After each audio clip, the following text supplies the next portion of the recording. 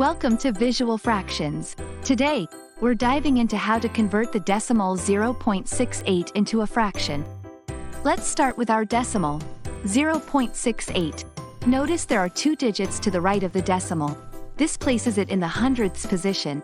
To convert this decimal into a fraction, you initially put it over 1, essentially treating the decimal as the numerator in a fraction where the denominator is 1. This sets up the conversion process where we multiply both the numerator, the decimal, and the denominator, 1, by 100 because there are two decimal places. So, 0.68 times 100 gives us 68, and 1 times 100 gives us 100. This translates 0.68 to the fraction 68 over 100.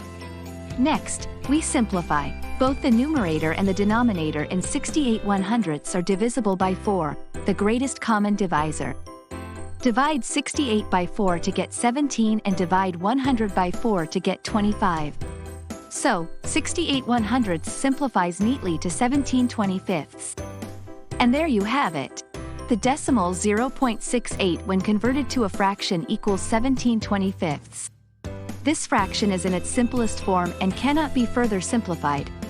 If you found this tutorial helpful, remember to smash that like button and subscribe to Visual Fractions for more practical math insights.